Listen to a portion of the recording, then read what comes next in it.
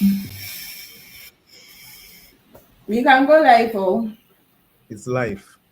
Stop spoiling the video.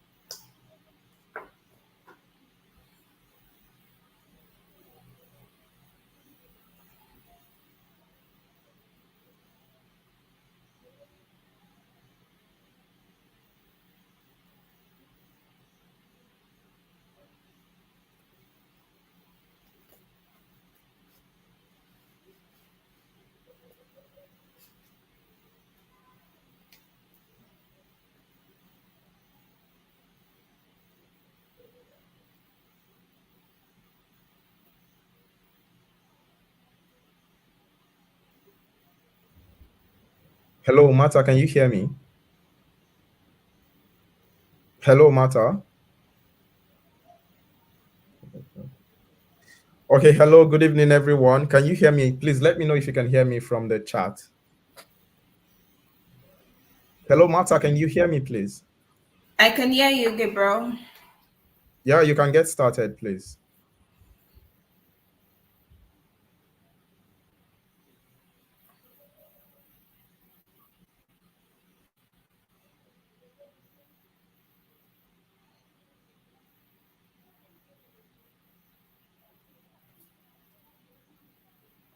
Hi, Gabriel. Can you hear me?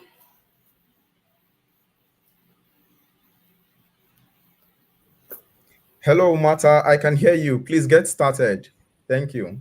Can you hear me? Let me Okay. know if you can hear me.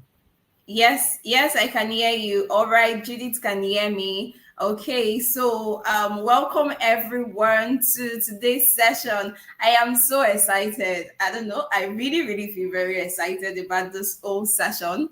Majorly because I know that lives will be changed from this session and it's going to be an experience. So if you can hear me, please just tell us in one word what your expectations are for this session. In one or two words, in one sentence, just tell us what are you expecting from this session.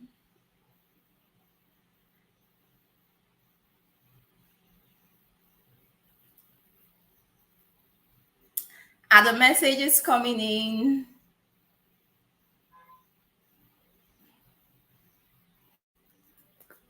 Those just joining us, you're welcome. We said, tell us in one word what your expectations are for this session.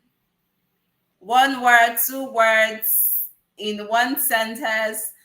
Judith, you're on this session. You can hear me. Judith, tell me one word what your expectations are. Please tell us also where you're joining us from. Transformation. Tell us where you're joining us from. Are you joining us from Nigeria? Are you joining us from Abuja, from Lagos, Nigeria, from Kaduna State, from Kano? Just tell us where you're joining us from. And you're so welcome. We are glad to have you here.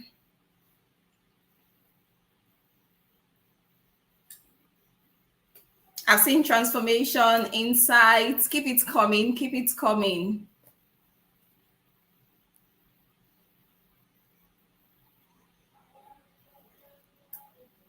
Okay, I've seen knowledge. Someone is joining us from Lagos, Nigeria, joining us from Abuja.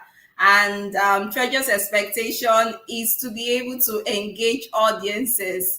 Keleshi's expectation is effective communication. That is amazing. It is our own desire also that all your expectations are met in this session as much as we can go and as much as we can do. All the people joining us from Abuja, from Lagos, you're so welcome. We welcome you to this session today. Okay, so we're going to dive into the training straight so that we don't take much of your time because we are time conscious people. So today we are here to discuss how we can master the act of public speaking. And I want you to meet myself. I am Martha Eginewin.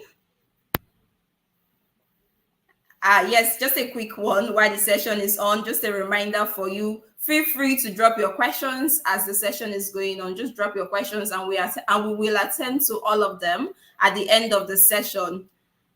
Then also, this particular session, I'm going to take you through from introduction to public speaking, why and how you're speaking, how you can engage your audience, how you can own your stage and also own your voice. So that is two powerful things in common.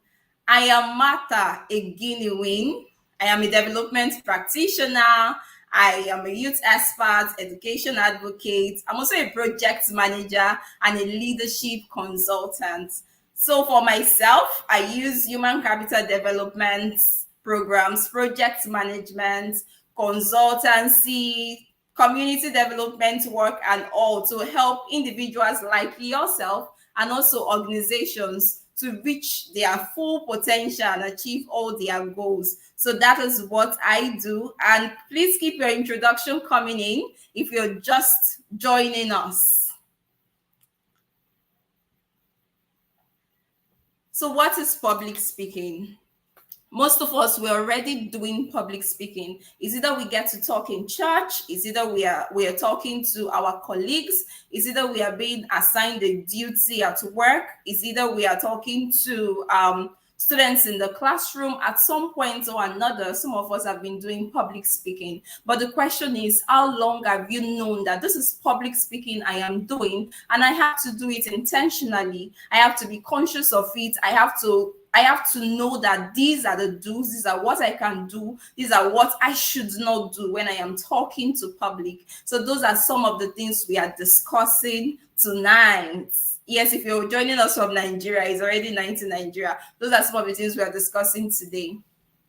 So public speaking is a process of communicating information to a live audience in a way that either informs, persuades, and entertains or educates. If you can see my screen so well, you see some words there are put in red. That is to spotlight them for you. So public speaking is a process. Process is like the different steps you take to do something. So those different steps we're telling you now that public speaking is not just a one-off thing. It is a process of you doing something. And so another word highlighted there also is audience. Audience, not just audience, live audience. When it is just when you're not talking to a live audience, it is no longer public speaking. But once it's public speaking, it means you're talking to a live audience. You're talking to people that can engage, people that have the sense of feeling, the sense of hearing you, and the sense of even getting to understand what you're saying.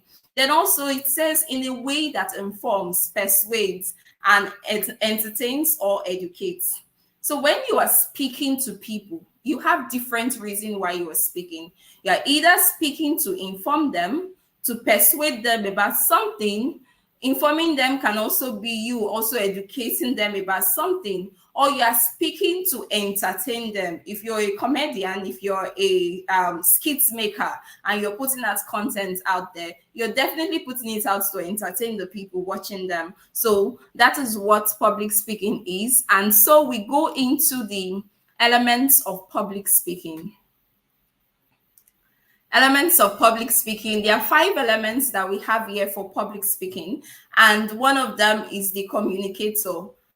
I am currently doing public speaking, talking to you because I have live audience here listening to me. And me that is doing this training at this moment, I am the communicator. So you that is at any point talking to the people, you that is delivering the message, you are the communicator at that point. And then the second element is the message. What you are saying, what you're communicating, the information you are passing to the people. That is the message. And then we have the medium. The medium is how you are passing the message. Are you doing spoken words? Are you just presenting a speech? What exactly are you doing? How are you passing the message? Remember that public speaking has to do with live audience. So it obviously means that it has to be verbal communication. So the medium is how are you doing it? And then we have the audience, like you that is listening to me now, you have my audience, the people that are listening to you, whether they are individuals, whether they are in groups, they are your audience. And also the effects, what you are saying, what is the impact, what is the response? Like I asked at the beginning, where are you joining us from? What's your expectation? And you were giving a response. So that is like the response you were giving me. That's the effect of what I communicated to you. So all of these elements work hand in hand to ensure that it is public speaking. Now we go deeper to know, who are you speaking to? Who are you speaking to? Because it's very important in deciding how you should engage them. So who are you speaking to? And there are different categories of people you can be talking to. You can either be a teenage leader in church, maybe a church leader, and you're talking to children, you're talking to youths, you're talking to young people, or you're talking to business professionals in the workplace, or you're talking to conference attendees. Maybe you are invited as a guest speaker in a conference, or you're even talking to the government. If you're working as a business person, as a social impact person, and you need to engage the government, you can't be talking to the government and then you're talking to shareholders, stakeholders. Are you a business person? Do you have shareholders in your business? Do you have board meetings where you need to be the one to present what is going on in the company? Are you talking to clients? Are you talking to employers? Are you even talking to rural community members? Or you're talking to people in the academic environments like professors, lecturers, and all, or even a social media community. For social media community, that is as good as you're a content creator and you're putting out content that people can see. So any of this category of people you are talking to determines how you will engage the people, because the way you would talk to professionals or business people is different from the way you would talk to a teenager in church. Is different from the way you talk to government officials. Is different from the way you even talk to your clients. So you must be conscious of who you are talking to once it's public speaking. So that also helps you to know why and how are you going to speak. Now you know who you are talking to. Why are you talking to them? And how are you talking to them? How are you going to talk to them?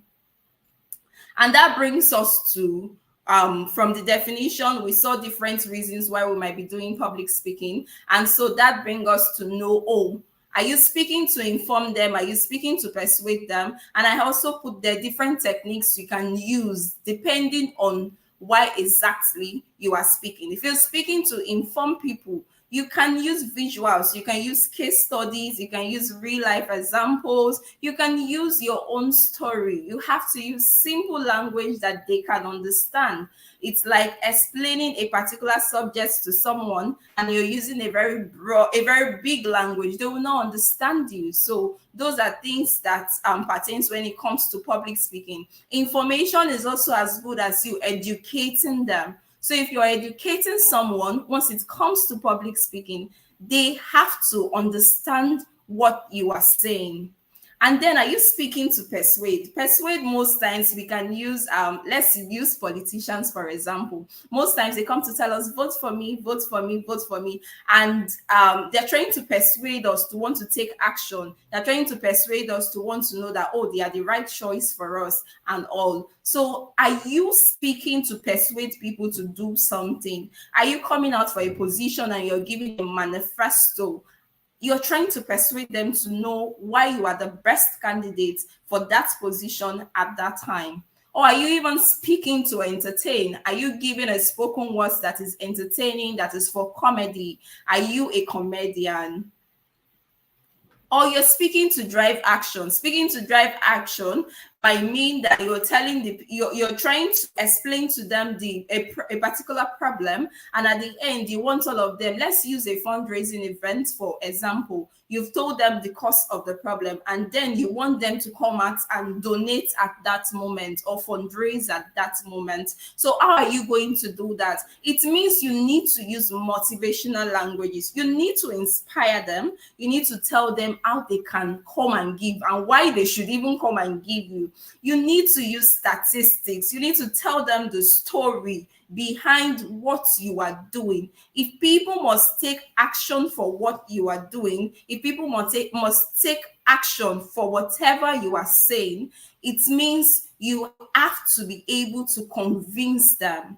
And then, are you speaking to just demonstrate something? Let's say you're teaching young people and you're trying to do a classwork or a case study and you have to demonstrate. Maybe you're using your hands to demonstrate something, you're using your body to demonstrate something, all of that. Which of them are you doing? So why you are speaking determines how you're going to do it. So you must be conscious whenever you are called to, oh, you have to come and speak to us, come and speak to our young people, to speak to our teenagers. You must ask the question, why am I speaking to them? What is the purpose of my speaking to them? So you're not just doing anything, but you know why you are speaking, and that helps you to know how you should speak to them. And then that brings us to say that this is actually like from the Bible, where it says, if with your tongue you utter speech that is not intelligible, how will anyone know what is said? For you will be speaking into air. And this is from First Corinthians. Explaining this means that if you don't keep to all these things, knowing why you are speaking, if you do not use visuals when you are speaking, when you're speaking to inform people, and you don't take it upon yourself to use slides like I'm using now to demonstrate what you are saying, or you don't take it upon yourself to use real life examples that they can relate to. Sometimes you can be talking to air and nobody is listening to you. And it is not their fault, but it is your fault because you did not pay attention to the category of people you are speaking to and why you are speaking, to help you know how you should speak to them.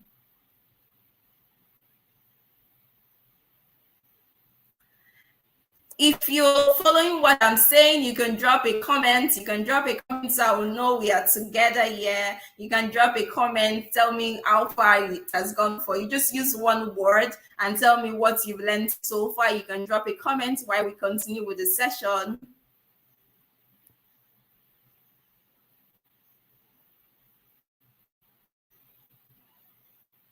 Inform, persuade, entertain, or educate people. If people must take action, you must be able to convince them to engage. Yes. Keep it coming.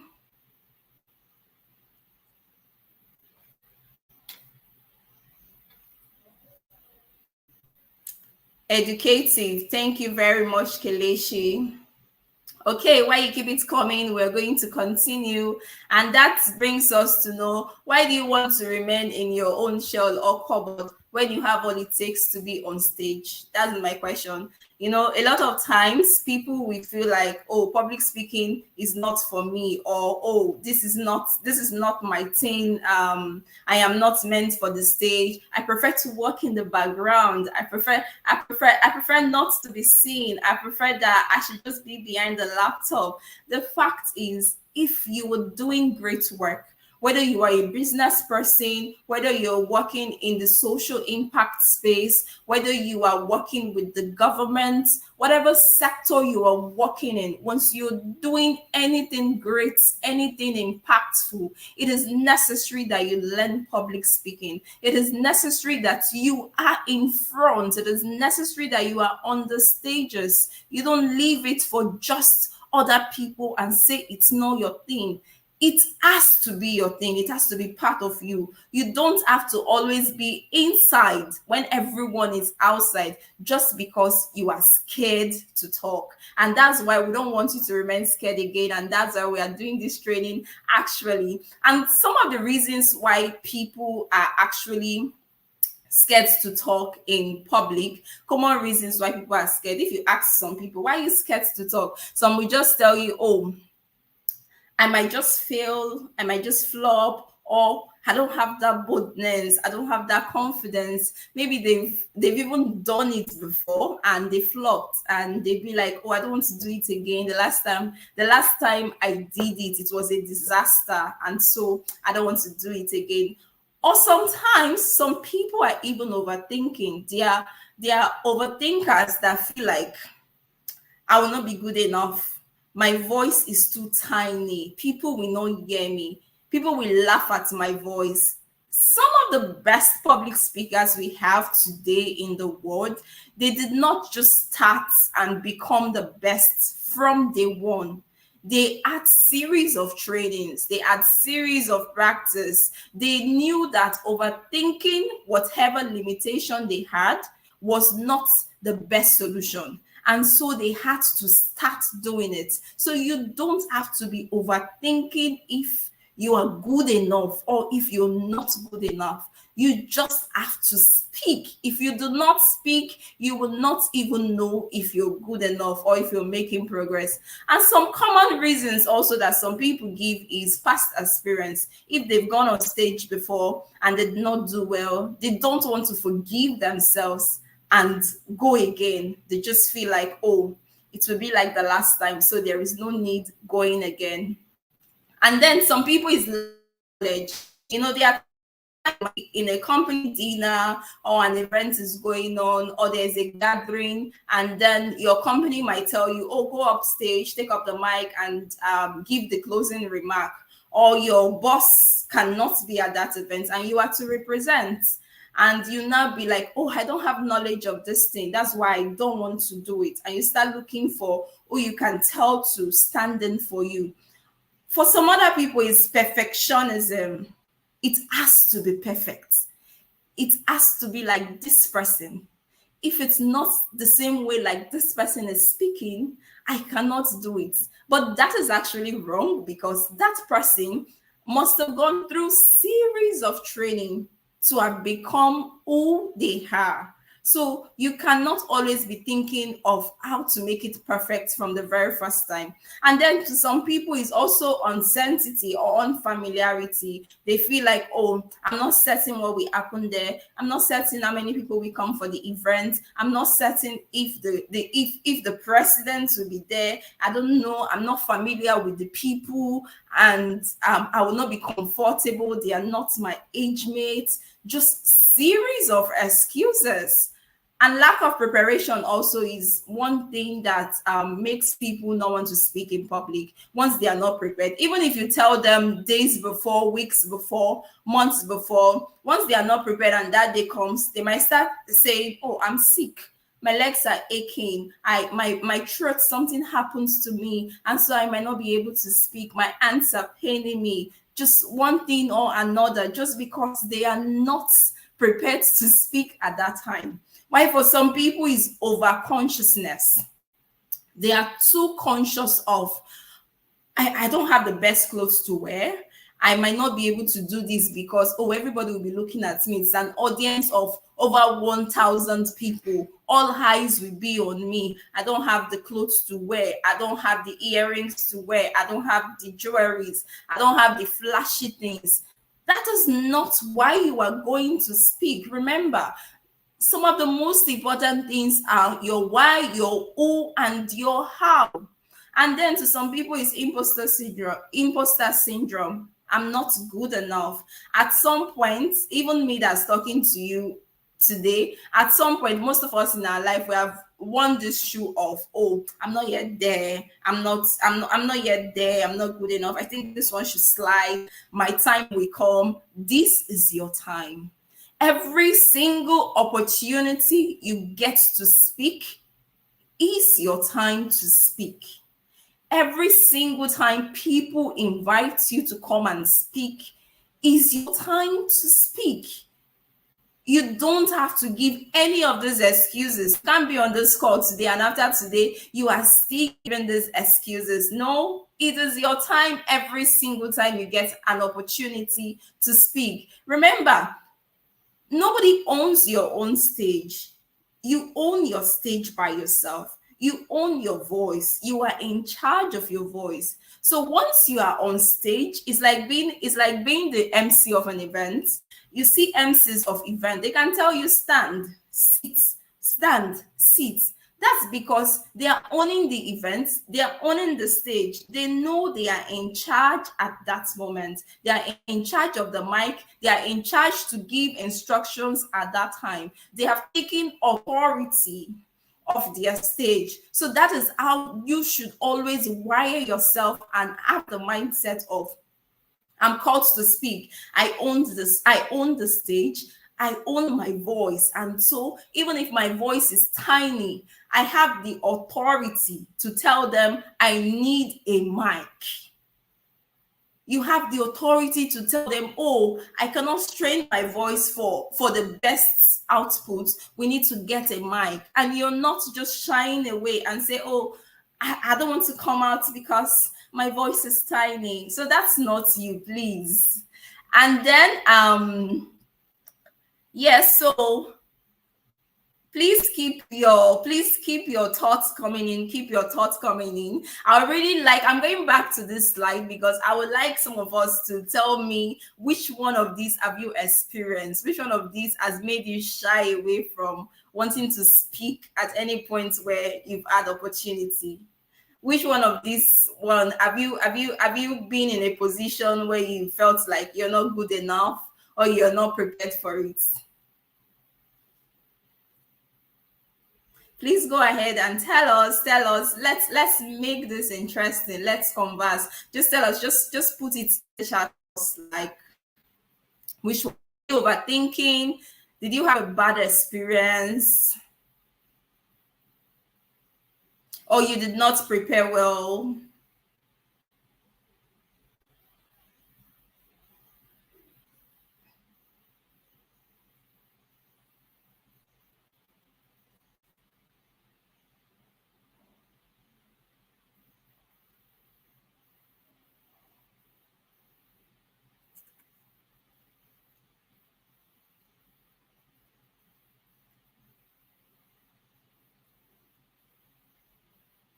Is it my message or the messages are not coming in? You're not sharing your thoughts with us. Just tell us. Or you are shy.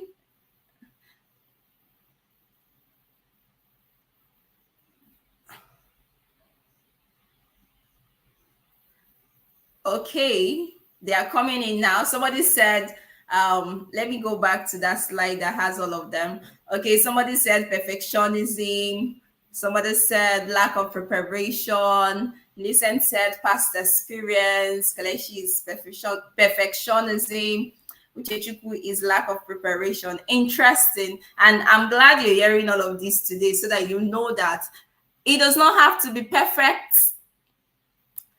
You have to prepare for every opportunity you're given, because that opportunity, you might not get it again. And somebody said, Millicent said past experience. You don't have to dwell in the past. Immediately a day is over, all the mistakes, all the problems of that day, just let them go for that day and move on to the next day, to pick the lessons and move on to that.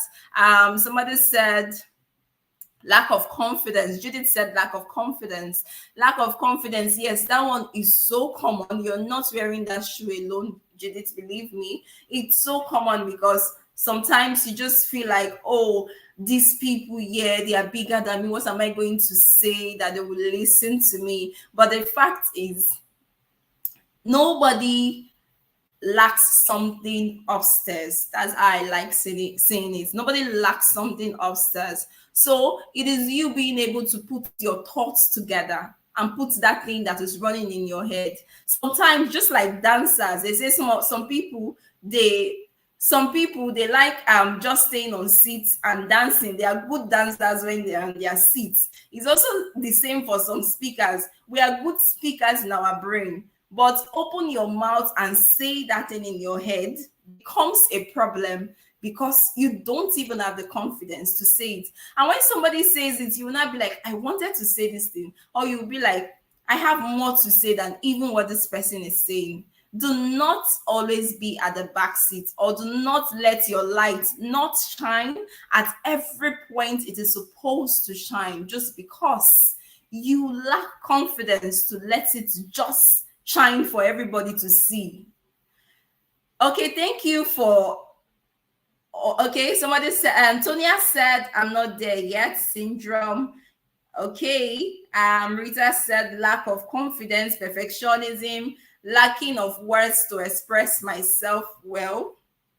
That's one. Okay, yes, so I think we've treated some of these things. If you lack confidence, you have to know that. And when people call you to come and speak, you should know also that they trust you to do that. That's why you are called. So you should first of all give yourself some accolade. I was called to come and speak. That means I have something up there. That means there's something these people are seeing that I'm not seeing. So you need to unravel that thing. You need to bring out that thing they are seeing that you are not seeing.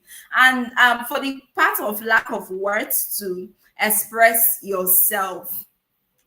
I don't think you should ever lack words to express yourself when you prepare. So I'm going to, that's why, I'm going to treat that now on this particular thing. When I said things to note for your next public speaking engagement, I'm going to treat that concern of yours, Rita.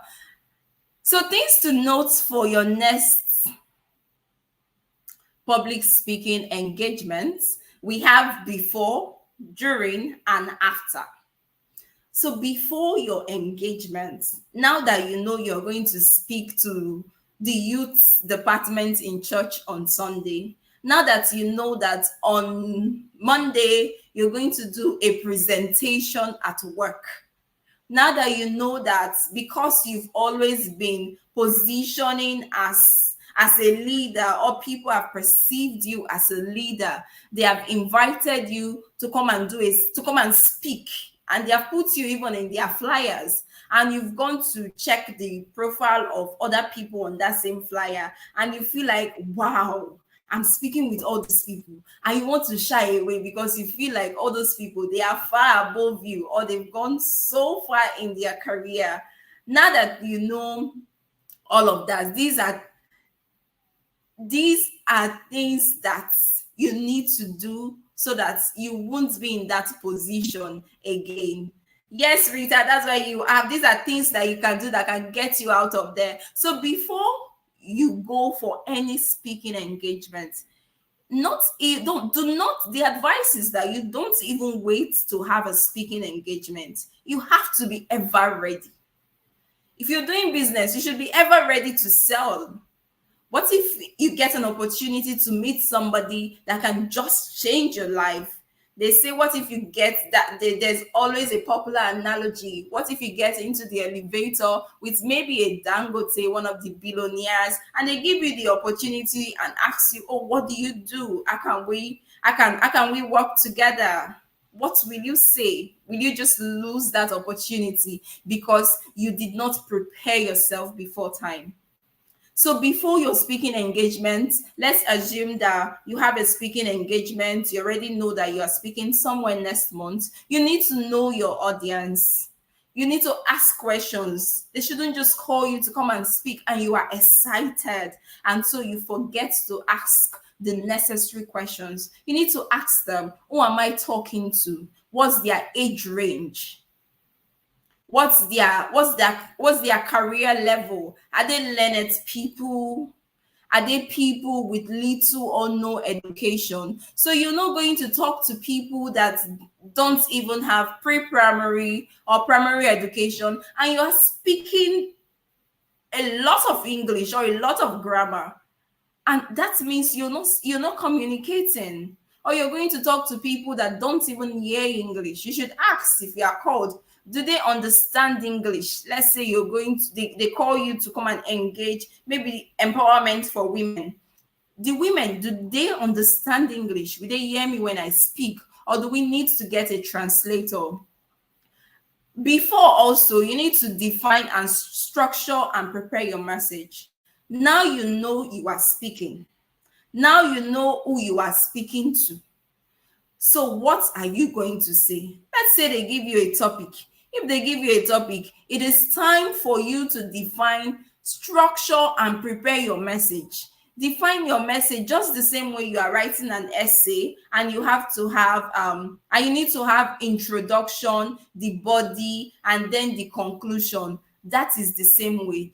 Define your message. Never just go to speak to people and you are coming from down, up, middle, anywhere. So there is no flow. No, if you're telling a story, let it be that the story you're telling it from 1996, and then you progress to how far you went in 2001, 2007, and now to 2023. Not that you're telling a story and you're just coming from 2007, and then you go back again 1996, and then you go back again 2001. There is no structure in that kind of message. So you must define your message. Another thing you must do before is that you must practice. Practice and practice. I had to emphasize this. That's why it's true there. You need to practice. Before I came for this presentation, I had practiced.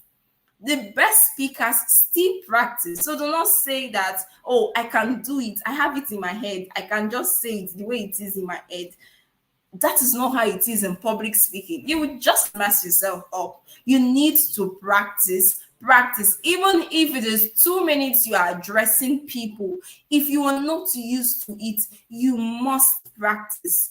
And then prepare materials, props, activities for engagement. So it is necessary that when you're speaking to people, remember we talk about different categories of people you can speak to, and we also talk about how you can engage them. We said you can use visuals, you can use slides, you can use materials. The same way that in between I am cutting in to say, oh, give me your feedback. That is also an engagement technique. And that is something you need to prepare. How do I engage these people? If it's young people, if it's teenagers, you can't go and talk to teenagers for straight 4 hours without giving them an activity to do. Believe me, they are not listening to you. They are already lost somewhere in between, and they're just there maybe because they are mandated to be there. Who are you talking to? If you're talking to your board members, if it's presentation, what should be in your slide? We're not talking about how to prepare slide, how to prepare your presentation today. That is not the topic for discussion today. So I won't even want to go deep into that. I think sometime later we'll have something on that, deep into that. But what should be in your presentation? What should they relate? What does your board members want to see? What does your stakeholders want to see? If they give you a topic on health, what do they want to see? They want to see the statistics. They want to see the data. So you must have all of that. And be so shy that you feel like, oh, they will not engage with the activity. They will engage. It's even as simple as doing a word search and telling them, oh, what's the first word you see? With that, you're going to capture attention of your audience. With that, even when you are in a meeting room, when you are on a training ground, you're going to capture the attention of the people you are talking to. And then check the venue and all technical equipment. If you have a small voice, it's okay to ask them, do you have a mic? So you can prepare ahead. If you ask them like 2 days before or a day before, do you have a mic? It helps you to know if you're going to use a mic or not. If you're someone that you don't have all your knowledge in your head and you need a slide to present, you need to ask them, is there room for projection? I recently went to Nasarawa for a training for students, for secondary school students. And initially, I thought I was going to use slide, and then I was already preparing like videos that will excite the students, and then message, some sort of presentation that will excite the students and how to engage them. So they are seeing something, they are getting engaged. And then the convener for that particular project told me that, oh, there will be no provision for slide for genuine reasons, which of course, those reasons are genuine. We needed to accommodate more students, and where the projector can fit to the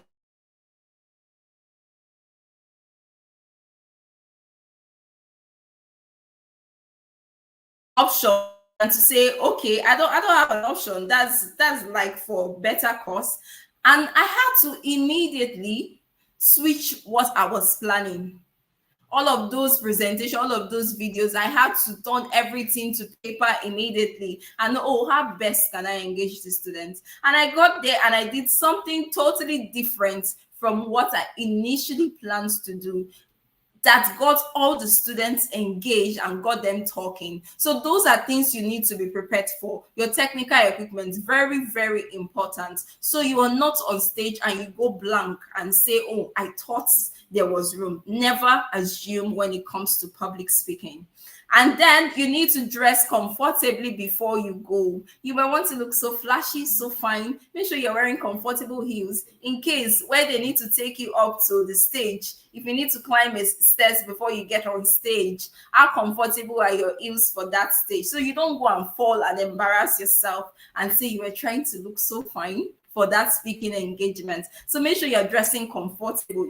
Your clothes, you need to know the venue in such a way that, is there even an air condition in the space, or will you wear a four-piece suit and you be all sweaty because there is no fan or even air condition for you, and you did not prepare for that. So that's to tell you how important knowing your venue is. And then during your training, these are things you need to know. These are things you need to take note of. You need to engage your audience. I cannot overemphasize this. I've been saying this. You need to engage your audience. Know what to use to engage them. You cannot just be talking and be rapping. You need to engage them. You need to know what you're using to engage them. You must engage them, and then you need to speak clearly and manage your pace. Some of us are fast talkers. I used to talk very fast. I can read something in a minute. I will be able to read something so fast, and the people I'm talking to will tell me that, what did you say? So you need to know these things. You need to know your pace. You also need to use slides, use visuals where there is provision. Please use them. Never say, I don't need to use them. They say a photo speaks more than 1,000 words. There's a way they say that a picture speaks more than 1,000 words. So imagine you talking about a woman that is crying, or a woman that has not, or a woman that is carrying a baby on her back, and you're just using picture instead of you saying a woman that is carrying a baby on her back. That picture already explains that thing. So also you need to be cautious of your manners and sensitive to your audience. You need to know cultural differences based on who you are talking to. Let's say you are in a room full of presidents, governors, different dignitaries. You cannot come and say, you guys, you girls. That is a room full of dignitaries. You need to be cautious of your manners, even if it's not all the dignitaries. Let's say it's an adult event, women empowerment event. Those are mothers, those are women. So you must know what should you use per time. Then you need to be confident. You need to be confident. Your confidence is contagious. It can be contagious. But once you are jittering, people sense that you are jittering. They might not be interested. Even if you don't have all the knowledge in the world to pour, even if they are more intelligent than you, even if they are your professors, you need to wear confidence. Just stand confidently. Stay confidently, be saying what you're saying confidently, and no matter what you are saying, they will draw their attention to you and they will want to listen to you. And then during the training also, you need to read the room. If you're talking to a live audience, if all your videos were on and you were looking at me, I'll be looking at all your faces. Actually, if I'm talking in a room, I'm talking on stage, I need to be looking at the people I'm talking to. Like, what's their facial expressions? What's the vibe they are giving me? Are they responding? They say you when you are in a room, you must know the response you're getting from that room. Did you say something that went off, and so there's some sort of rowdiness in the room? Can you infuse humor into what you're saying so that you can relax them to some extent? You need to be conscious of these things. And then let's go to after speaking. When you've done your first public speaking, or your second, for those of us that done our first, when you've done the next one you want to do, what do you do? The reason you will speak and never want to go back on stage to speak is because you did not intentionally receive those feedback to improve on them and become better in what you are doing, in what you are speaking.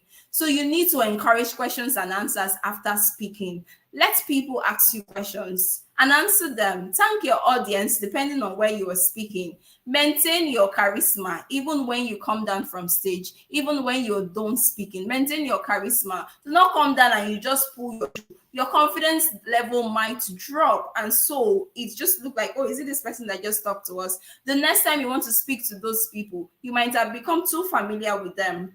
then don't condemn or judge yourself. This is so important because this can just make you go back and just want to remain behind the laptop all the days of your life. Even when you make mistakes, when you come down from that stage, when you get home, do not condemn yourself. Do not judge yourself so badly. Learn and take note of the feedback, take note of the mistakes, learn from them, practice more, and become better and go for your next engagement. So this is to say that content plus delivery is what makes a good public speaker. It isn't just what you have upstairs. It isn't just what you know. It is what you know plus how you are delivering what you know. That is what makes you a good public speaker. And that's why we have done different delivery techniques. You don't have to be scared. Me, I'm a child of God. Maybe that's why you're seeing a lot of Christian things here. God has not given you spirits to be scared when you're talking to people. God has given you power. That He has given you love. He has given you sound mind. Remember how we say we should be engaging people. So if God has not given you spirit of fear, my question is, why are you scared?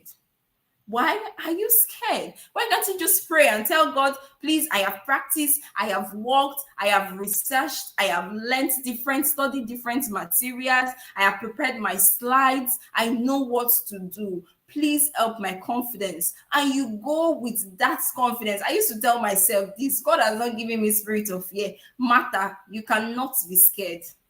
And then because you have a sound mind, which is your intellect, you know what you're saying. And you're saying it with love because, of course, God has given you a spirit of love.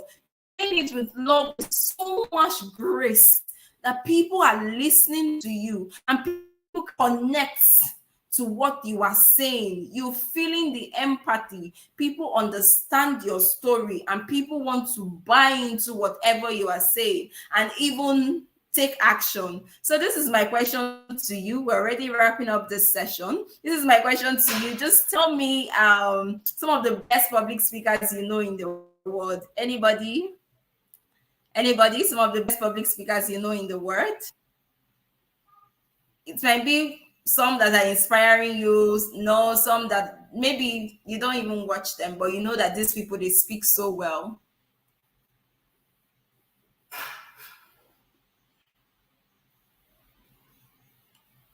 Are the messages coming in?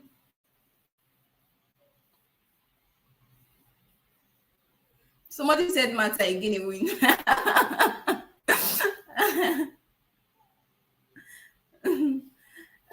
Sonia, thank you. Okay, well, are the messages coming in? Rita, you have a question? Okay.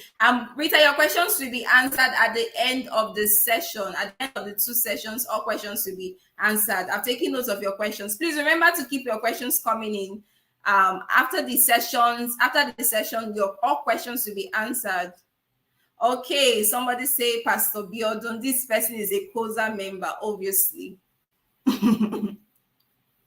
Okay, nice. Please keep it coming. Yes, it can be your pastors. It must not be some of the people you've never met or you've never even watched them. You just hear people talking about them or you've seen their books. The best people that influence us most times are people that are close to us, not even people that are so far from us. So you can keep that coming. So there are a lot of public speakers in the world. There are a lot of people that will read their books today that we've never even met them, but we read their books today and we still listen to what they have taught years ago. They are still bestsellers after many years. And that is because they have substance, they have content, they have quality, they know what they are doing, they are evolving, they have not gone out of market. I'll give a case study. I've known Brian Tracy since when I was in like secondary school, and to date that's still one name I hear, and that's because he has not gone out of market. He is still evolving, still doing a lot with what he knows. Somebody said Joyce Meyer. Yes, that is amazing. I listened to her too. So I want to tell us a quick story about Nick. Nick, I'm bringing up the story to just for some of us that have made some complaint, feeling why we don't speak is we are not good enough. So Nick is somebody that was born with no limbs. This is how he was born. This picture you are seeing now, this is how he was born. It does not have limbs, and from his that's how he was born. So it's not his fault. He came into the world like that, and when he was born, it took his parents time to even come to agreement with these states that this is the child they have after 9 months, and they are telling you this is the child you have from the 9 months. That's a lot of pain for parents. What can be done? This is a very rare disorder, and they said, oh, nothing can be done, this is rare, this and all of that. And Nick stayed years. If you read the story and read his biography, he said it took him time. At some point, he even attempted to commit suicide because he was bullied. People bullied him, people treated him anyhow, just for the fact that it does not have links. I don't know why my slides are off. I hope you can still hear me. Please, can you hear me? If you can hear me, just say you can hear me.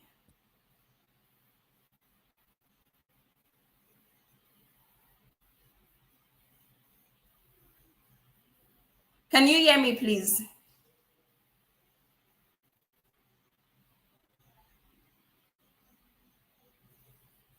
Okay, Tonya can hear me. Okay, I think it's from the technical end. I'll just go ahead. So Nick was bullied from his teenage age and all, and at some point he said he tried committing suicide, but he did not obviously commit suicide and did not die because he's still living his life, and he's one of the best public speakers in the world today. And he is being paid in thousands of dollars to speak at events, at conferences, even went as building his organizations so he can be able to give hope to people. That's life without limbs. So if you check Nick out, you see that some of us that are saying we cannot speak.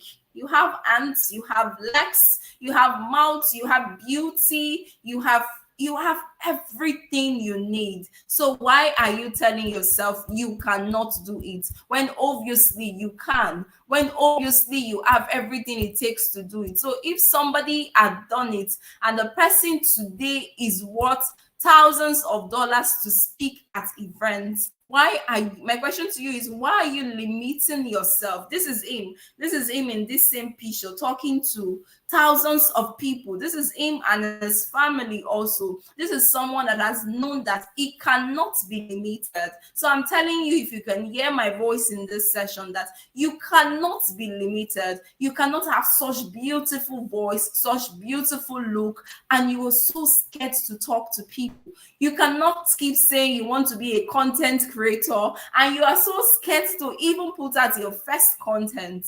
I will be so glad and happy if I see you put out something and say, oh, I want to even teach people public speaking, because you have learned it and you have practiced it. You cannot have so much knowledge. Maybe you know how to bake, you know how to cook, you know how to do one thing or another that people can benefit from. You cannot continue to shy away from doing that thing that you know how to do just because you are scared. You are powerful and you have every single thing you need to speak to anybody you want to speak to.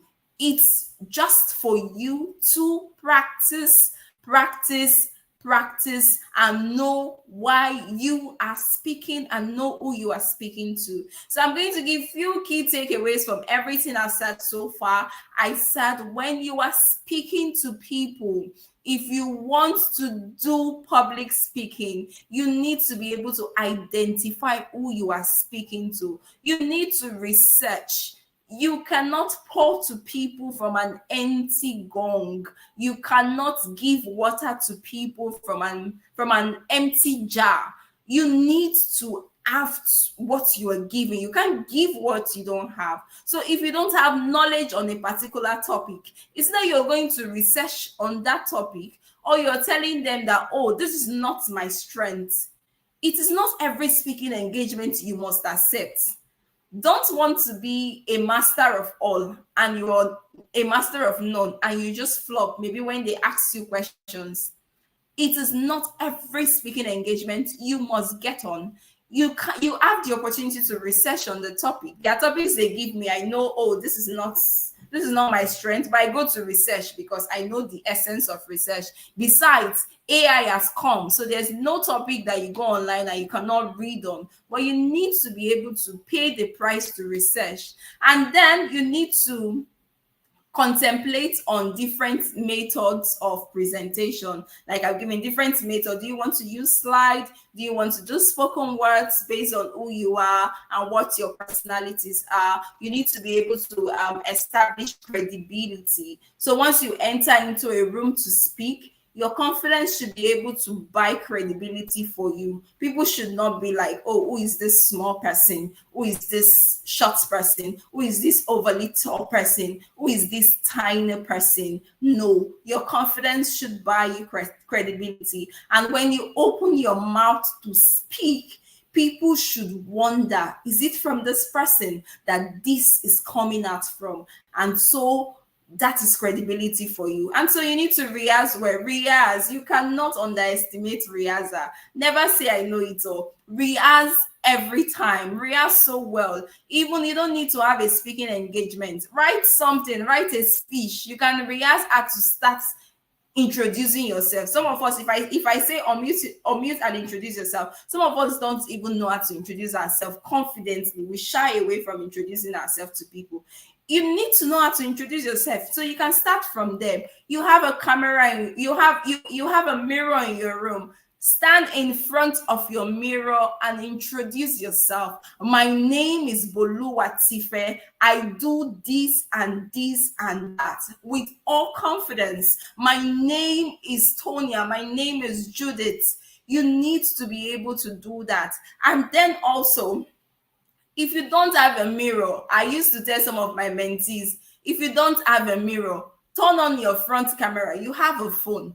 Turn on your front camera. Just put it somewhere. You don't need to have a stand. And look at it and talk to that phone and learn and listen. When you record, you listen. Don't say, I don't like listening to my voice. Listen to your voice. It's your voice. If you don't like listening to it, people should also not like listening to you. Listen to your voice and know. So rehearsal, it's important. And then when you've rehearsed, when you've done all of this, go and deliver.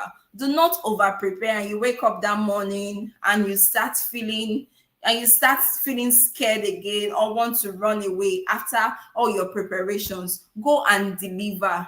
And this is from Wayne. It says that it takes 1 hour of preparation for each minute of presentation time. This is from a very known public speaker, taking 1 hour of preparation. So you cannot be new in the game and you say, oh, I can just sleep over it and I will get it done. No, if you're already speaking, please, you need to do more. And if you've not started at all, you need to know that you need to prepare to speak. You need to prepare yourself to be a public speaker. You need to practice.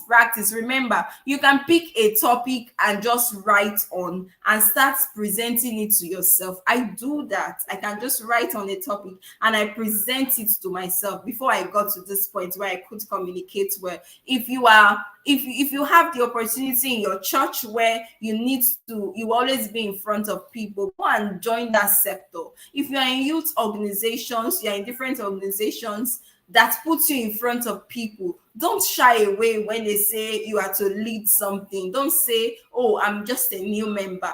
Take it upon yourself and do it. And so I leave you with this today. It's also from the Bible, and it says, let your speech always be gracious, seasoned with salt, so that you may know how you ought to answer each person. For every presentation you're doing, for every time you are speaking. For me, I like praying. I used to tell God, tell me what you want me to tell these people.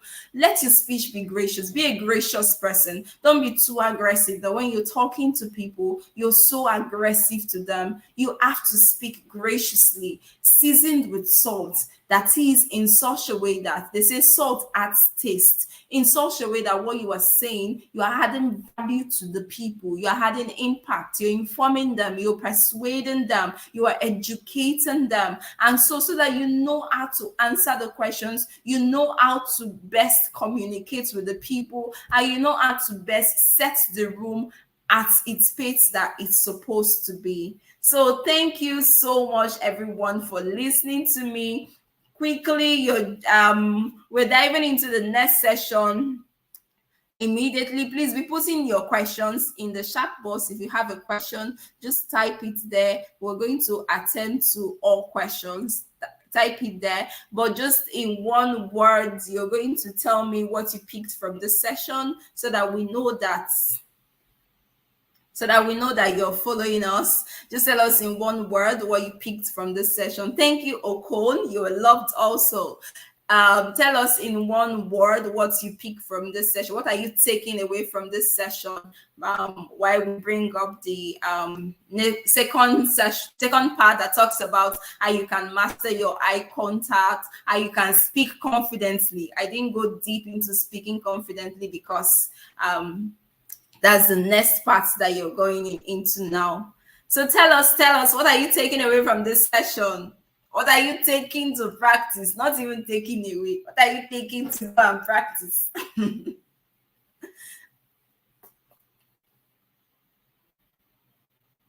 Keep it coming. Keep it coming.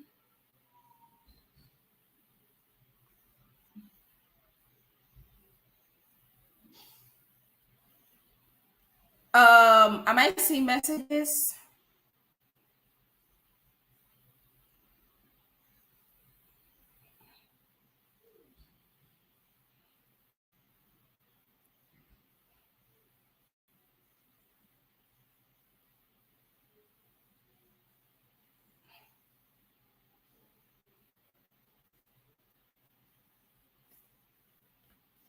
Okay. Are the messages coming in?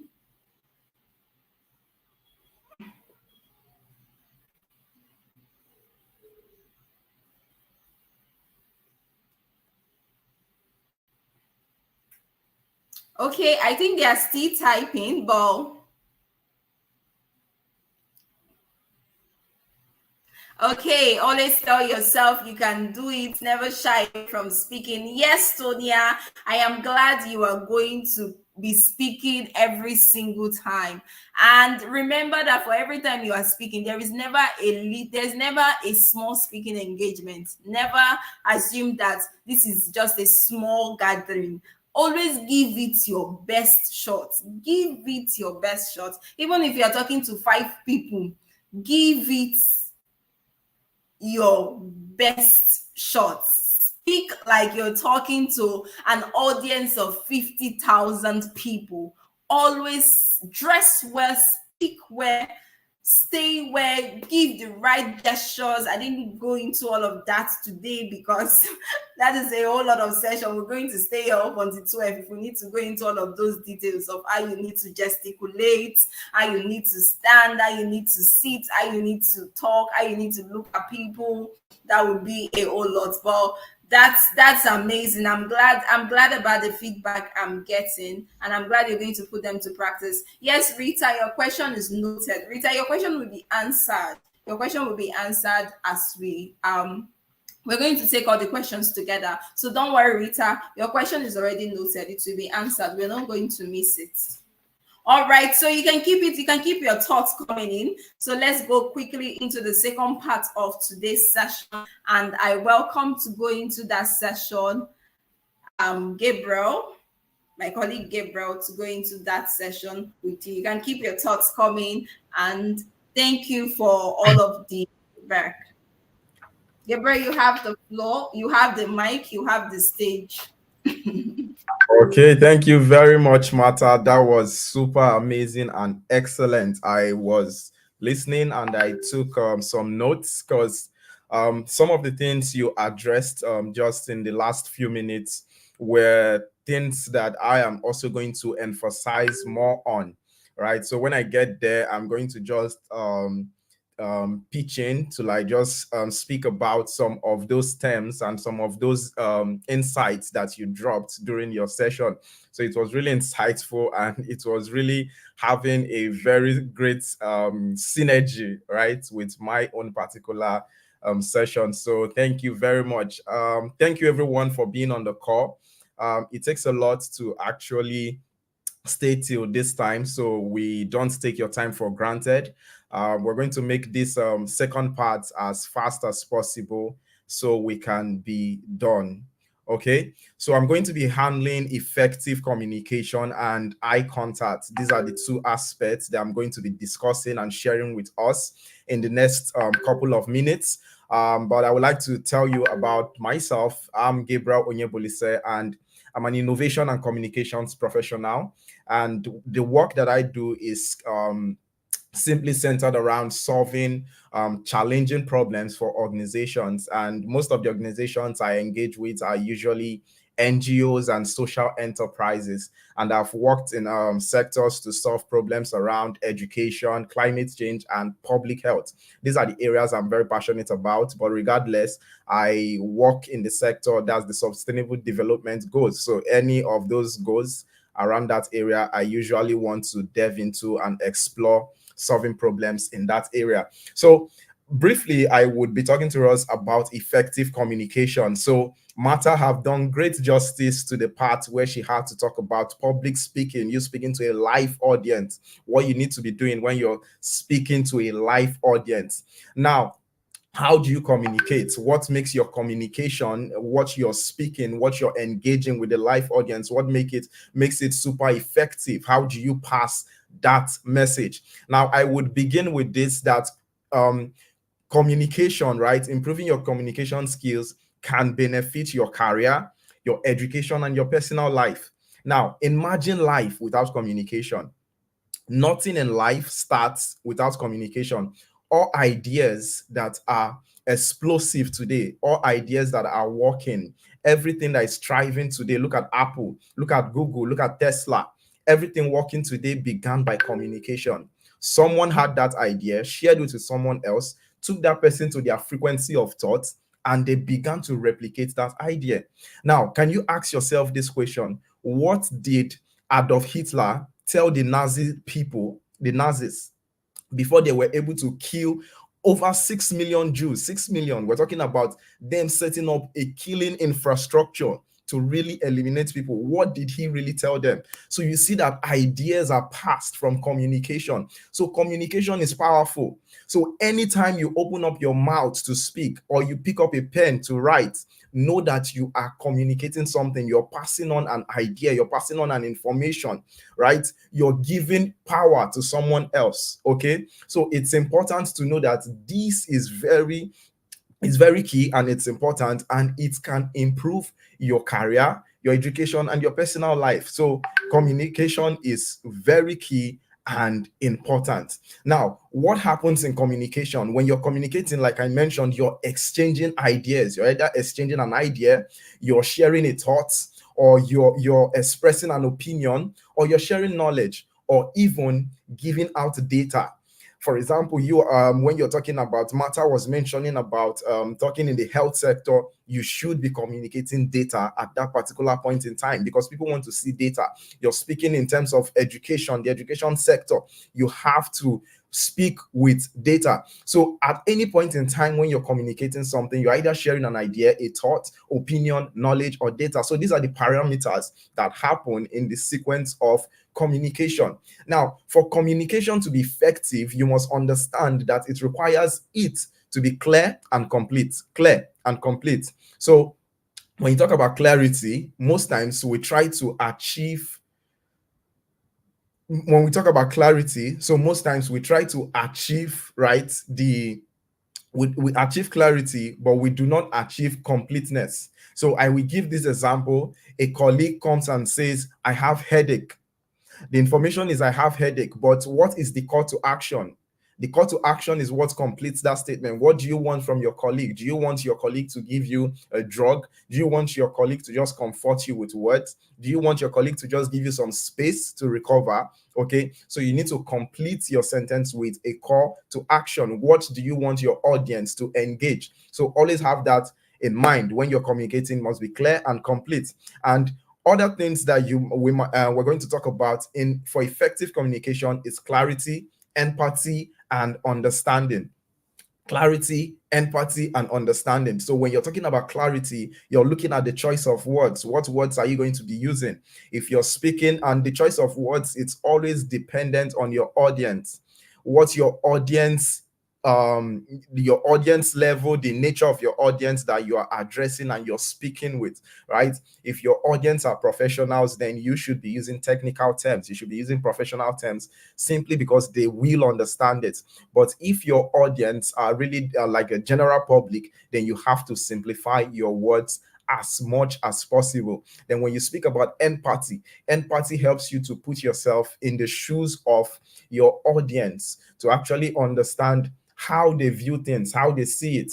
So a typical example is when elderly people, right, are actually speaking to the younger generation, and there are two versions that usually happen in that kind of scenario. So we have the ones who would come being judgmental, right, who will come just trying to say what you're doing is wrong, you don't have to do this, you don't have to do this. And most times you find out that young people tend not to listen so well, in quotes, to such kind of communication. But then we have those who would show up and begin to speak to those same set of young people, that same audience, and they are speaking and saying, I understand how you feel.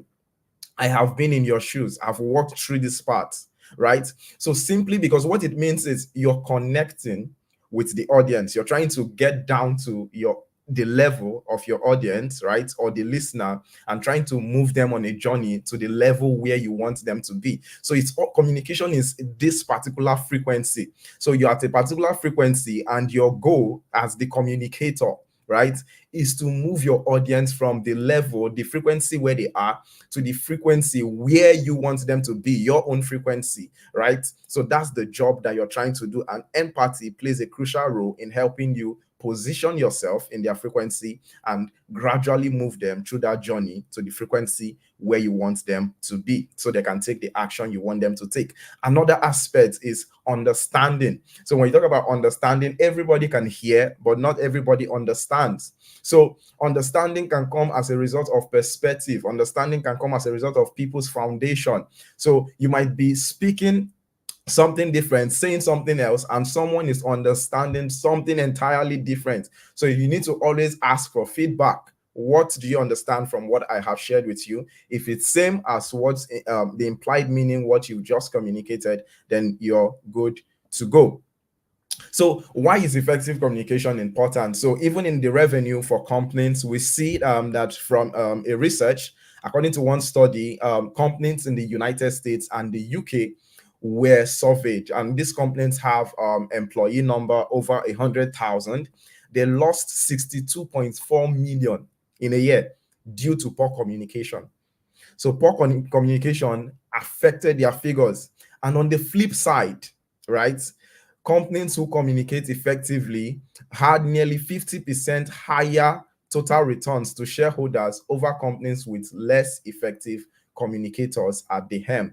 So you see how important communication can be, right? So it's even influencing the figures.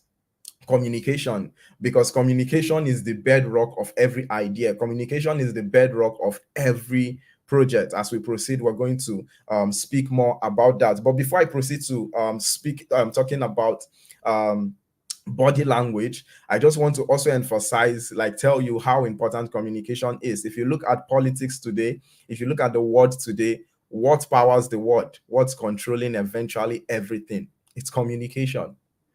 Okay, communication is eventually powering every single thing, every single thing. To tell you how powerful communication is, the our president, immediately he got into power, he made a statement, and he wasn't even yet to implement it, just a statement immediately about the fuel subsidy, and immediately changes began to happen. So you see how powerful communication is, whether you're speaking or you're writing it. So it can influence a whole lot. It can affect almost everything that's working perfectly. So it can disrupt as well as it can fix a whole lot if you do it right, if you communicate positively, which I believe most of us on this call would want to impart and communicate positively. So What you need to do in public speaking, you have to say it with your body. Say it with your body. So you're not just speaking, your body is speaking alongside with your tone of voice. So if we check out what I have here, 55% is non-verbal, right? What you're communicating. 55% is non-verbal. 38% talks about the vocal, that's the tone and inflection. Then 7% only involve the word. So it means that from here up to 93% of communication, right, does not even involve what you're saying. So how you're saying it, everything all encompassing. So it's a holistic approach. The words you're saying, your tone, your body language, everything works together in synergy. So you need to master all of this in order to become super effective. Now, I moved to the part where Martha was emphasizing and talking about confidence. And then she made a statement. She says that excuses come up when you're not prepared. So she was giving an instance stating that they call you up to speak and you begin to give excuses. That excuse is coming up because you're not prepared, right? Why would they call you up at any point in time and you do not have something to share? I do not believe that. Just like she said again, I would like to emphasize you have something to offer. That should always be your disposition. That should always be your mindset. I have something to offer.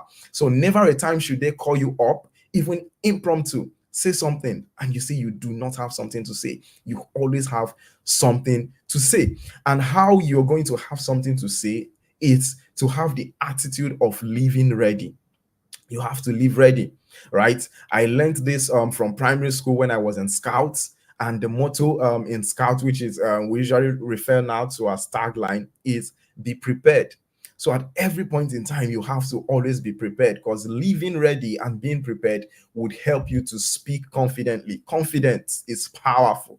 Confidence is super powerful. Never underestimate the power of confidence. Confidence can transform, take you from the bottom level of your career to a higher level than you can even imagine at a very short time, simply because you have confidence. Haven't you seen people, right, doing things in your sector, and when you look at the work they do, you know you can do it. You believe you can do it. You believe you can even do better. But why are you not putting yourself out there? Maybe because you're not confident enough. So building your confidence level, and your confidence can transform your life forever. So confidence is super important in life and in communication. So what can power your confidence is preparation. Preparation powers your confidence, and belief solidifies it. So most times, even after preparing, most of us do not really believe what we want to say or what we want to speak. You must believe it. What happens about the different religions that exist today on earth? What powers it is belief, because people really believe it. There is a God, and that's the reason they are able to speak it. That's the reason they are able to share it with other people, because they believe. When you believe, you're more confident. So as you prepare, right, it powers up your confidence. Then when you believe, there is a solidity. Belief is the rock, right? Belief is like you building your house on a rock, building your preparation and confidence on a rock. So it solidifies it. So you need to prepare, and you need to believe in whatever idea you're going to share, whatever business you have, whatever project you have. What are you working on? Even as an employee, do you really believe in the company you work with? Your own personal project, do you really believe? Okay, so it's very, very important. So how do you actually live ready? How do you prepare? Right, during your preparation, you want to really be excellent. You want to boost your confidence. Now this is the simple steps for you to boost that confidence. Martha mentioned and emphasized about research. We cannot overemphasize the importance of research in every sector, and it also applies in public speaking. You have to research. You have to understand your field. You have to know, what is it that I'm going to be teaching on? What am I teaching on? Why am I teaching this? Who am I speaking to? Who am I speaking to? Who is the audience? So it's important for you to actually understand all of this and research extensively. You're going even beyond the space where you're working at. So you're just exploring every sector. So research is about exploring. You're checking what have people done in this sector. So research actually would help you to understand, gain more insight, and you begin to put your thoughts together. Now, when you're putting your thoughts together, it moves you to the step of downloading. So you're taking advantage of the information at your disposal. What information were you able to find in the process of your research? So that information, you're taking advantage of it and you're taking a position. How do I leverage this? How does this apply to this? How do I apply it to whatever I'm going to be doing, whatever I'm going to be delivering to people?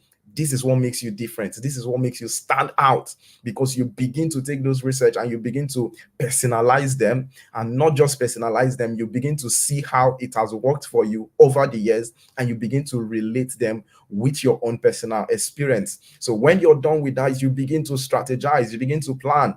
I mentioned that the goal of the communicator is to take his audience from the frequency where they are to his own frequency. So you strategize, how am I going to do that? How am I going to walk my audience through that journey so they are able to understand what I'm saying? I go to their level and I begin to move gradually onto the frequency where I want them to hit, right? And once you're able to strategize that, you unleash. This is the part that most of us fail to engage in. We fail to actually engage. We fail to actually execute our plans, right? So our strategy is the plan. So execute your plan, do your plan. It's important. Unleash, right? And learn from the process. Unleash and learn from the process over and over and over again. And when you begin to repeat this over and over again, this is how you gain mastery, and this is how you advance your public speaking as well as advance your life. Now, why are we emphasizing on public speaking? You might begin to wonder. You might feel public speaking is for selected set of people. There is a particular people who should be public speakers. But I put it to you that as long as you're human, public speaking is a vital skill. Public speaking is a vital skill. You're communicating every day. You're seeing people, you're relating with people. So public speaking is a vital skill. That stage of your career where you want to move to, you're looking for a job, you want to set up your own business, you're going to communicate. You're going to send your CV. If you're going to be sending a job, that's written communication. You're also going to be sitting in front of your potential recruiter or your potential employer. You have to speak. How are you speaking? Are you confident enough? Right? So it's important. Even if you're doing your own business, you have to speak with stakeholders. You have to speak with your customers. You have to engage when you begin to set up your board of directors. How do you convince people to move and run with your goal? Because it takes a lot to actually get to engage people running with your vision. What do you tell them? How are you communicating that vision? So it's important you find out that public speaking is a basic essential skill for every individual on earth, as long as you're still breathing. So public speaking is non-negotiable, right? So I will move to talking about eye contact. Why is eye contact important in communication, and how you engage in eye contact? So making eye contact while public speaking is a simple yet powerful way to connect with your audience, right? So it can help you move someone who is not even engaging, who is passive, a passive listener. Simply by maintaining eye contact with them, you're able to draw their attention back, because eyes brings a connection, right? I know that there's a saying that says the eyes is the window of the soul. So once you have that eye contact, is really, really powerful. You can turn your passive listener into an active listener. So how do you use some useful tips for eye contact? Before you speak, pause and connect. So you're walking up on stage. When you get up on that stage, don't just walk up the stage and start speaking. When you walk up on that stage, take a stance, right? Ensure you're standing comfortably. Ensure you're comfortable where you're standing. Look straight to the audience, because at that point, your name have been mentioned. All the focus in the next 30 seconds, people are waiting for the speaker. So at that point, that's the highest attention you can get. That's the time to grab the attention. So maintain that same energy, that same eye contact. They are looking forward. Who is the speaker? Who is the speaker? And if all eyes is just on the stage, so immediately you walk up, stand, take a comfortable position, look directly into the audience for a few seconds without pause to connect back with them, because all eyes are on you. And then before you begin to speak, pick one person at a time and maintain eye contact 3 to 5 seconds. So at every point in time, you have an audience, you have a crowd. Keep maintaining eye contact from one person to the other. Just pick one person, maintain that eye contact 3 to 5 seconds. Why 3 to 5 seconds? Because in 3 to 5 seconds, you're going to find out you are able to complete a sentence within 3 to 5 seconds. So at every gaze, you're completing one sentence, move to someone else's eyes, just keep maintaining that eye contact. You're going to find out that over time, you're going to just engage your audience. There's this energy that is just going to flow all through the process of your speech or your conversation with your audience. Now, notice where your eyes are at the end of your sentences. I mentioned you have to complete a sentence at every eye gaze. So you have to learn and practice that. The next point you have to do is practice, practice, practice. So practice. And who do you practice with most times? Your friends, right? Someone you're comfortable to look at, right? Straight in the eye. Your siblings. So practice with those kind of people you're comfortable. You look at them like you're engaging, speaking to them. Eye contact is really, really powerful and important. So practice it, because without eye contact, it communicates everything negative. So once you're looking away, you're looking down, you're looking sideways, you're looking upward, it's communicating shyness, which isn't good, right? It's communicating not being prepared, right? It's communicating fear. It's communicating you're hiding something, and people might even think you're lying, right? So all of random, you not maintaining eye contact sends a lot of negative and wrong signals to the person you're speaking with. So if it's really true and you really believe what you're saying, you would naturally maintain eye contact. That's just how it feels. So if you're not maintaining eye contact, there's usually a problem with that.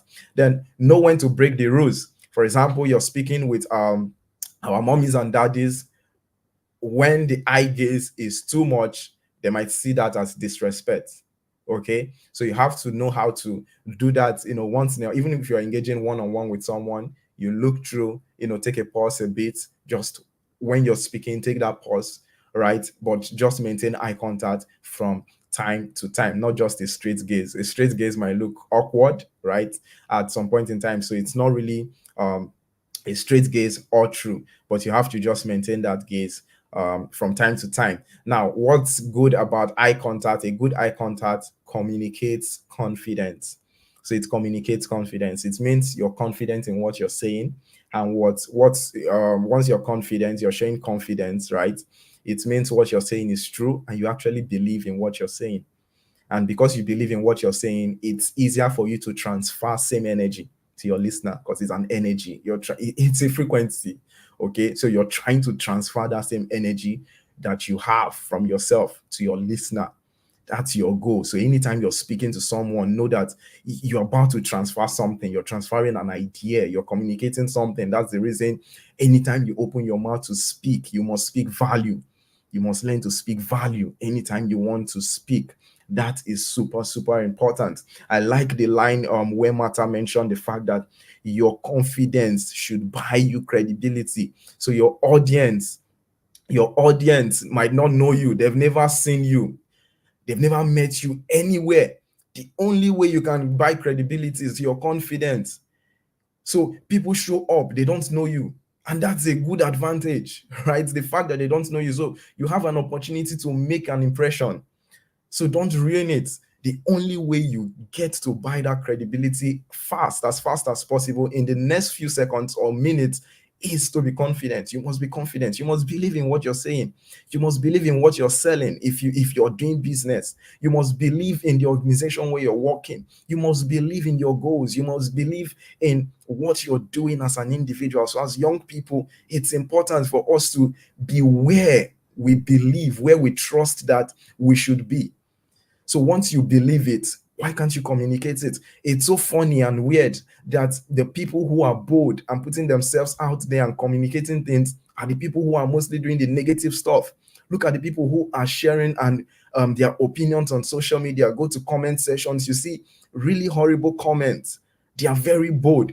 But we, right, who want to really making part. We're scared to even put out a comment. We don't even want to comment. We're only just liking. People are commenting. People are building ideologies. Ideologies are being set from those statements. So it's important that we learn how to communicate, both in writing and in oral. We must learn how to express ourselves. It's important, right? So once you know, you have an idea, you have a belief, you're sure it's working for you, you've seen it work for people over time, then why not share it? So you should be bold and confident enough to share it. So I ask you tonight, what will success look like for you? Okay, what will success look like for you? So let me know if you can still hear me. What would success look like for you if you're being asked in your career today, in your business, if you're still in school, in your schooling? What would success look like for you? What would it look like for you if you're looking at success? If you want to measure your success, right? What would it look like for you? So now imagine having the confidence to share your ideas and thriving in your career. Imagine having that confidence. Imagine being confident enough. Now, even you as an employee, what gives you value before your boss is the fact that you're sharing ideas. If you want to try, test run it in 1 month and come back, give me the feedback, how your boss is going to view you. When you're sharing ideas, you're bringing input into the company. It means you're putting thoughts into your work. You're putting thought into your work. Your boss is obviously going to love you more than your other colleagues, not because you're doing anything magical, but because you're sharing ideas. You're beginning to share your perspective and ask questions, right? So it's important you learn to communicate. You have a job description, a job role, there's a pattern. You've been working that pattern over and over again, and you find like something you can add to make it amazing. Why are you scared not to share? So you should share. You should share with your boss and ask your boss, can we try this? And once he gives you the opportunity to try it, you never can tell how far that can take you. So you never can know what would take you far. So always share your ideas. So imagine having that confidence, because most times it's the fear. We're scared of the unknown. What if I share this and my boss doesn't accept it? So what? It changes nothing. He doesn't accept it. Move on, share another one. You understand? So what if you have that confidence?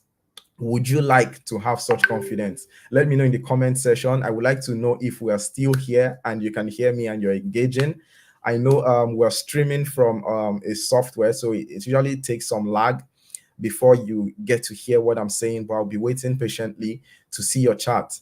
So imagine having the confidence to share. Would you like this kind of confidence? If you want this confidence, just type in the comment section, say confidence in the comment section. Let me know that you can hear me still and you're still engaging right here. Okay. So I can see that. I'll be waiting. I know it takes quite like a little bit of lag before it gets to YouTube. Just type in confidence. Yes, I can see that. Confidence. Amazing. So that is what it is. You really need confidence to show up. You need confidence to speak, right? You need confidence. Always build that confidence. And so while you're building that confidence, what if at the same time you're inspiring people around you and creating the change you've always wanted? You've always wanted a change. Everybody wants that change. Everybody wants that growth. I like this. Confident. Everybody wants to inspire people around them. You want to create the change that you've always wanted, right? Everybody wants it. And you also want to experience a career shift because you are more intentional and you communicate clearly. So you've seen two things that you're going to do differently, being more intentional and you're communicating clearly. So that's the reason we're taking this class further, right? By taking us to unlocking the power of your voice. How do you speak? So in the next class is going to be really super practical. We're focusing more on building your confidence, right?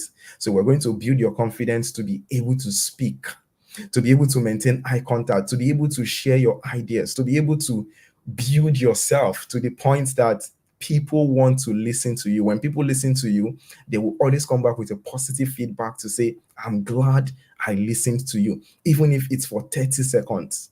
People are always excited to listen to you because you have a value to share. So what we want to do is to help you maximize the power of your voice and confidently scale your career growth exponentially, whether you're an entrepreneur or you're working as an employee. So we want to help you using the power of your voice, making you more confident in everything you do. And that's what we want to try to achieve for you.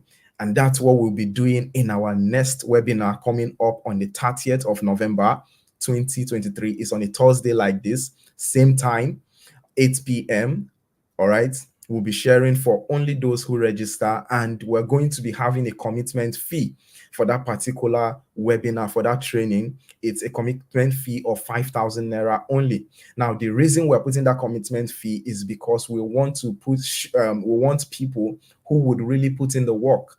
We do not want you to show up and not put in the work. So we believe that you having to pay that commitment fee of 5,000 naira would instill, right? Instill that awareness, instill that consciousness for you to actually take the program seriously, because we want to commit our time to actually work together and see how we can build your confidence and help you scale your career growth. So if you're ready to scale your career growth, if you're ready to move up higher, you're ready to, share your ideas, you're ready to launch yourself out there, which I believe most of us are, then you should go to the link, right? bit.ly/overcoming series, or small letters, bit.ly/overcoming series, and you just be able to register and make your payments easily, and we would further communicate with you via email. I'm looking forward to seeing you, right? I'm looking forward to our registrations. We're still going to be promoting this, and we're still going to be engaging with you, and we're still going to have even more sessions, more and more sessions. We're looking forward to having more sessions that would help enrich and empower young people to stand out, right? So we look forward to see you winning, and thank you very much tonight. We know we took more than the time that we actually planned for this, but I really appreciate your time for being here. Thank you very much for spending this time with us. We really, really value the fact that you're here. We do not take it for granted, and I'm sure you gained value. So please let me know if this entire webinar and this entire training was valuable, something you learned, something that was really remarkable, either from Martha's session or from mine. So just drop that in the comment section and we would wrap up. So I would bring Martha up on stage as well. Thank you, Gabriel. That was amazing. I don't know. I should be seeing amazing in the chat boxes, but like Gabriel said, I think the delay of getting your messages take quite some time before we get to see them. But that was amazing. I like the part where you talked about confidence more, all the emphasis on confidence, how you can just you can just get into a room. I like the analysis you gave, Gabriel, actually, where you said you can get into a room and you can just the boldness alone and the confidence, even if you don't have so much to say, people will listen to you and you become the most intelligent person in the room. That was amazing. Please drop your tell us your feedback, tell us your what you got from these sessions. We didn't just want people to come here and it's just another webinar. This is not just another webinar. This is a webinar where we want to change something in your life. We want this to be an encounter. So this is an encounter, and this is just the first encounter. Gabriel has told us about unlock the power of your voice. A very beautiful thing about this unlock the power of your voice that's coming up is how we are even going to unload some people, selected few. We've not thought about how we're going to select those people. And even after that particular training, for some days, we're going to unload you with the assignment to give and everything. We're going to unload you and ensure that you are able to practice what you learned from us. So it is not just another webinar. We want something to change. So if you're willing to change something in your life, if you really want to change something in how you talk to people this year, don't say the year has gone. The year has not gone. The year is still, we still have more than 4 weeks. Is a lot to change a lot. 4 weeks, over 4 weeks is a lot to change a lot. So please register for that. Then somebody asked the question earlier. Rita, right? Rita asked the question earlier that how did you work on your speech pace? Rita, I guess that's your question. I don't know if she's still here. Um, how did you work on your speech pace? Okay. So I'm going to answer from my end. Then I'll just get Gabriel to throw light on how he managed, for how he was able to work on his own. So for me, I used to be a very fast talker. I can talk, I can rap, like I can just talk very fast. So when people when people gives me feedback, I don't just let that feedback slide. I started working on it. So when I'm reading something to myself, I record it and know, oh, how fast did I go? Did I read this thing in 1 minute? Okay, let me try again. Can it now be 2 minutes? And also, when I'm talking to people, I became very, very conscious of it. Like if I'm giving a presentation, if I know I'm going too fast, I have to call myself to order immediately. Another thing is I started using my friends, my friends, my colleagues. So if I'm going for a conference and I'm there with a friend, I will be like, did I talk too fast today? Was it better today? So I was always open to feedback. I was always practicing. I was always reading materials to myself and recording. If I use 1 minute this time, I want to use 1 minute 30 seconds the next one I'm recording, so that I will know that I'm not too fast. And little, it does not go one off, it does not go just at once. It takes time. So little by little, you start making progress. Me, I'm still making progress. I still talk very fast. I want to it's let me not say let me not say the people I want to be speaking like really very fast, but but yeah, that's how I worked on my own. Gabriel, if you can just tell us how you worked on yours. Okay, I'm laughing because I'm still working on mine, right? I speak really fast. But apologies, I know I spoke very fast tonight. Reason being, I wanted to catch up with time. I know we were already far behind the time. So hopefully next time when I'm communicating, once there's time, I'm going to really slow down. I have to just rush everything through because of time's sake. So I'm still working on mine. I just try to be as conscious as possible, just So like Martha said. how are you working on it? You've not answered that Yeah, question, so you just give her tips. yeah, that's what Rita, I I want to hope I have say. answered your question. Please let us know if we answered your question. I say I ask the audience if I'm fast. So I ask my audience, are you catching up with my pace? So they give me feedback, then I know whether to slow down or continue with that pace. Yeah. Okay. So Rita, we hope we answered your question and we hope some of those tips help you. Remember, it is not a one-off. You don't just stop talking fast at once. You will continue to talk fast, but you need to put trackers. Who are the people monitoring you? What is monitoring you? All right. So please.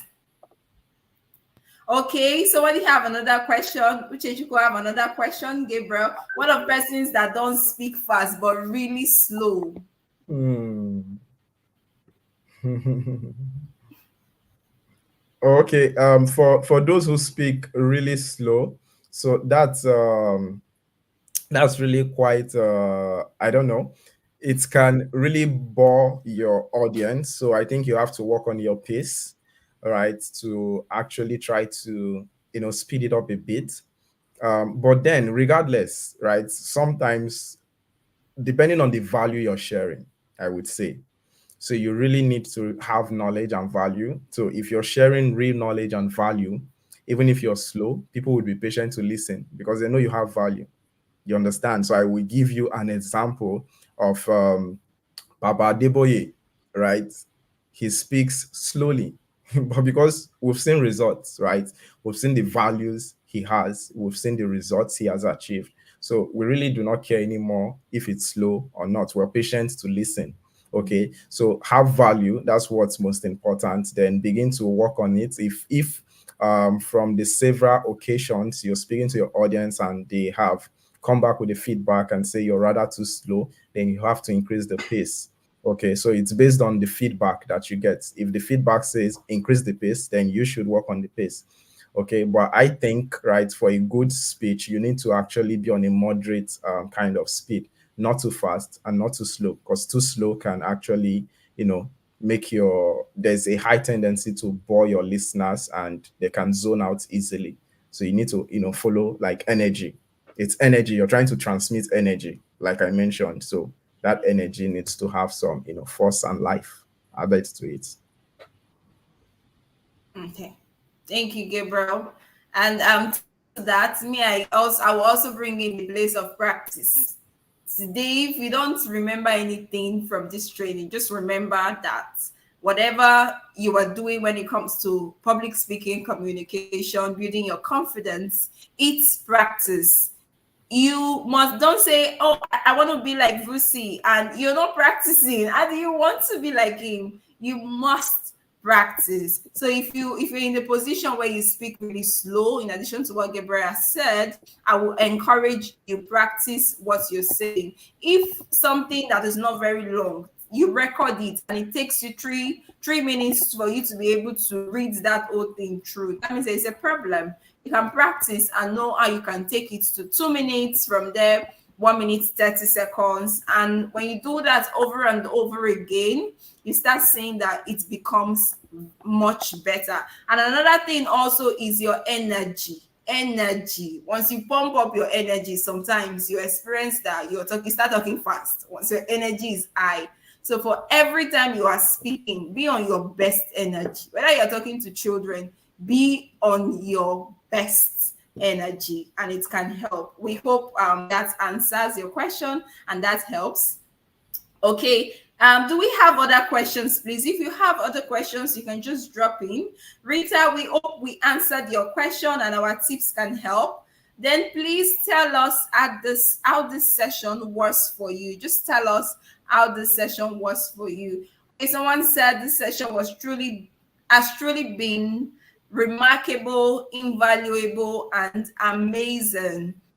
Thank you so much, Martha and Gabriel. Oh, it's our pleasure. Thank you so much for that feedback. And please let us know how it went for you. Okay, guided arrows.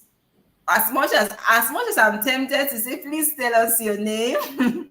Okay, guided arrows said it is valuable. Thank you, guided arrows. Thank you. Please remember to stay glued to your email. We're also going to yes, Mr. Gabriel came to school us with confidence, brimming, oozing like he's a confident person. Yeah, that was amazing. Actually, I agree with you. Remember to stay glued to your emails. We'll still be sending us emails. This registration is still on up until 29th. When, Gabriel? 28th, 29th? When are we closing? So actually, for this particular training, slots are actually limited. Gabriel forgot to say that slots are limited. We have limited slots because we really want it to be practical, and we just want like few people we can handle individually and provide solutions to what their problems is. So we want to hear your problem and be able to provide solution in that particular class. Okay, please keep your feedback coming in. Thank you all so much for joining today's session. If you have other questions, please, you can always ask us. You can we sent emails to you via Gmail. There's a Gmail account we also use. You can ask us questions there. You can follow us on social media. If you have questions, do not hesitate to ask. Overcoming is actually a community of people, a community of young people. And what we aim to do is to help you grow personally, professionally, and economically. So these three things together, we understand, is what will make you thrive. We have a community also. Our community is also like on WhatsApp. We have social media platforms where we are functioning. We have newsletters coming up for you. We have a lot coming up for you. So we encourage you to be part of the community, and believe us, this is not preaching, but believe us, it's definitely going to be an encounter, and the opportunities, everything you get there, it's, you cannot remain the same. So if you do not want to remain the same, overcoming is for you. Together all of us can overcome. So if we don't have anything again, I trust that brings us to the end of today's session, except I'm missing anything. Gabriel, am I? No, not at all. I think we're good. Okay, thank you, ladies and gentlemen, for joining us today. See you at our next session. We have webinars monthly, like monthly, there are webinars coming up. And please, if you have questions, if you have other questions, maybe your questions coming later, kindly send a message across. Thank you for coming and joining us today. Remember to tell a friend what you experienced here today. Tell somebody so that they don't miss out. And remember to teach somebody. The more you teach people what you know, the more you know that thing, and the more you want to learn more about it. So thank you, and enjoy the rest of your night. Bye.